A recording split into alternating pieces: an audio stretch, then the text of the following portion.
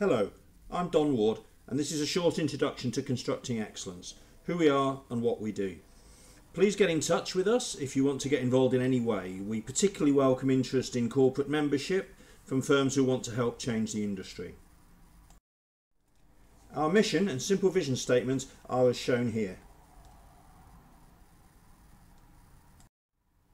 Our name describes well what we stand for: excellence. Our core values are collaborative working and integration, and our strapline is better together, better at an industry level, better at a project level. Please see our annual report for further information. Our movement operates at a national, regional and local level within the UK, and increasingly international too. We have a network of 9 regional centres covering England, Wales and Northern Ireland. These are separate organisations which carry the brand with a mission to deliver into that region or nation, often working closely with the university. We also have over 30 local best practice clubs, each with their own independent volunteer committee, which reach out locally to SMEs by providing monthly breakfast or evening meetings, typically with a speaker on a Constructing Excellence theme and with the natural byproduct of networking. Our history dates back over 2 decades to the Latham and Egan reports, which remain key to our agenda. The London Olympics and the construction commitments that were produced to aid their successful delivery were an important milestone in the journey so far, and our own Never Waste a Good Crisis report in 2010 sought to help the industry prepare for the recession. At the heart of our vision is the Government Industrial Sector Strategy Construction 2025.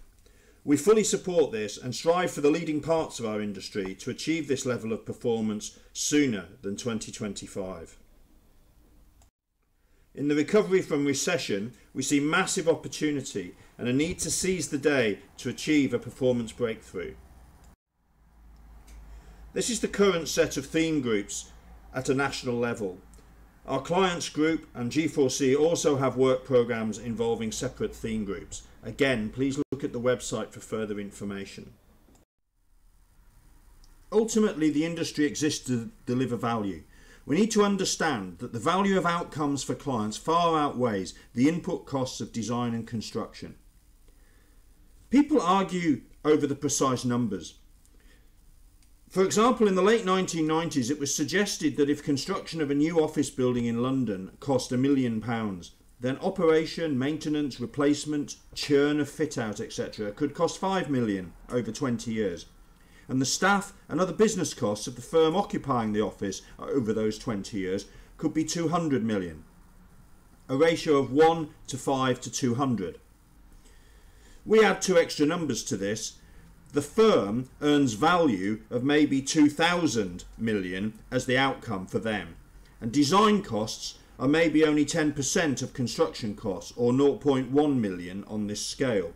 And it is design where the value is created, that is integrated design, with many of the constructors on an FM team involved, for example. And it's design where the effort needs to go to make this as productive an office building as possible. So the potential ratio of outcome value to input design cost could be as high as 20,000 to 1, and yet someone will want to reduce the fees paid at that part of the process. Whatever the numbers, the outcomes will always be much higher than the inputs. They should always be articulated for every project at the outset, not least as part of the investment case. This has huge implications for construction, everything from its business models to key new roles in facilitating the flow of this value. Basically, we need to think completely differently about value.